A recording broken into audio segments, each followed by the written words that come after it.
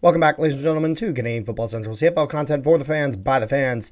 And we have another signing coming right up as DaMarcus Fields will re-sign with the Saskatchewan Roughriders. This came out just a few days ago. He will sign on a 2-year extension. Also, one thing I want to mention kind of at the start of the video, because I know a lot of people are going to be wondering it. There are a lot of signings that are coming out right now that are potential signings, essentially handshake deals. So, no! Oh. What happened, Rick? Just say it.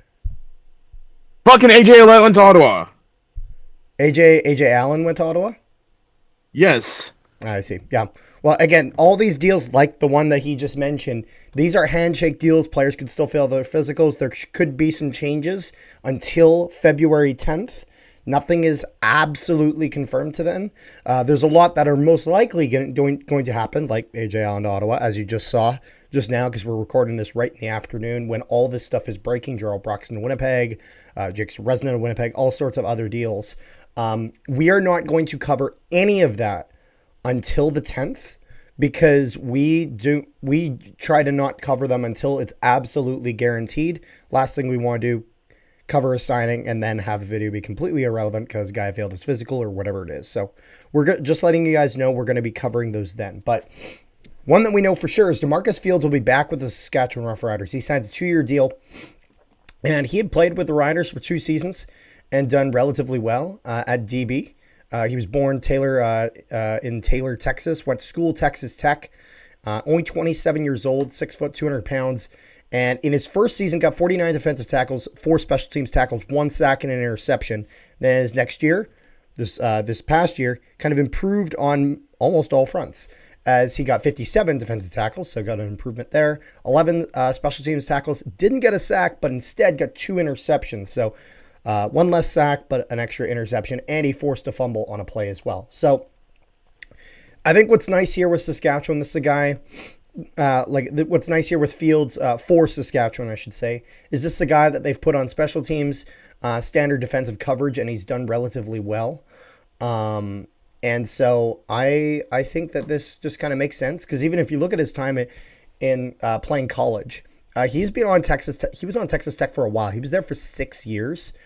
His first year didn't play any games, but then ever since his second year, he had been playing a decent amount of 2017 through 2021, with kind of his highlight season probably being either his 2017 or 2019 season, I'd say. So if in 2017, he got 1 interception for 95 yards, which was a pick 6. It was a touchdown. He had gotten 50 total tackles that year, but in his 2019 year, 54 total tackles, 3 interceptions, no pick 6 of the 3, but 3 picks, and had gotten a sack that year as well. So had done relatively well at a decent Texas Tech school. I mean, a very good one. They were 12-2 in the Big 12 conference. And so it's one of those things. He had produced quite well when he was in college, and then that's kind of continued going into the CFL. His numbers have generally been on an upwards trajectory. And he's barely over 25. You know what I mean? This guy's still on the younger side of things. There's a lot that he can show for the Riders. They're not going to be able to keep everyone, as we are seeing from free agency. Obviously, some tentative deals that are around currently. There's Jake Mayer. Where's Jake Mayer going? Tentatively, just we don't know 100%. Tentatively, he is going to, because I saw them Ottawa. announce it.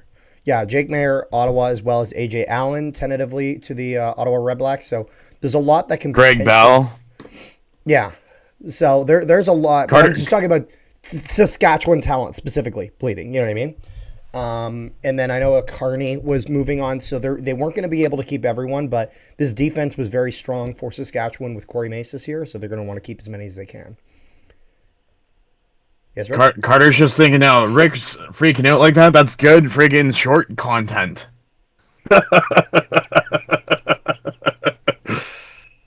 But yeah, it's just like, to be honest, Edmonton, Winnipeg, and Ottawa are the only teams that are really signing players right now. Everyone else is in on the big fish. Yeah. But to go with this signing, I mean, Saskatchewan has their secondary set. Yeah, no, their secondary they managed to keep, and Their I don't know. linebacker is where it needs work, and their defensive line. Well, their D line's getting hit a bit. They were able to. We're gonna have a video at some point coming out on Mike Rose as well as AJ Ouellette. Those are two videos that we absolutely will be covering beforehand. Again, because everything else is essentially handshake deals.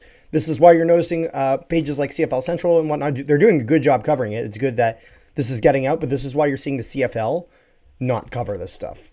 Like even just for example, if we look at one of the ones that was rumored was that it looks like a handshake deal is Tommy Neal to Winnipeg.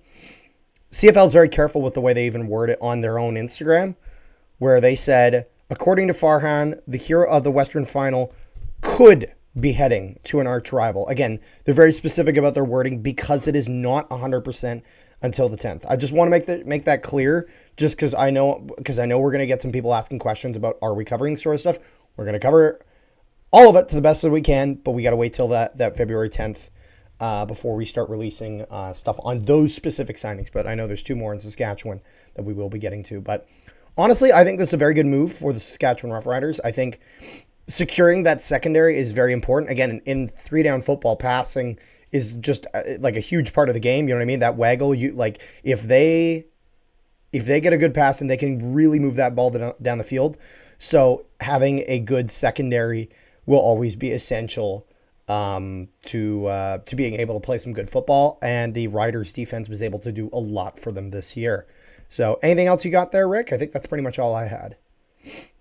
No, sir. All right. Thank you guys so much for tuning into this video. Make sure you guys leave a like, share it around, and subscribe if you haven't already. Also, if you guys haven't, make sure you guys join our Discord. Link in the description below to our Discord where we discuss all things CFL related, NHL stuff, all sorts of stuff. So make sure you guys go and check it out.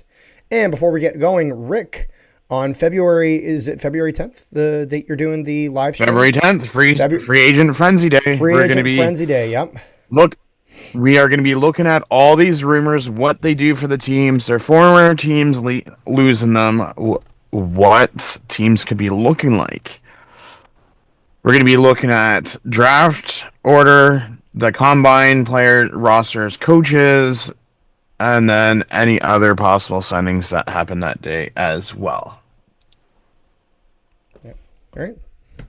We'll see you guys next time.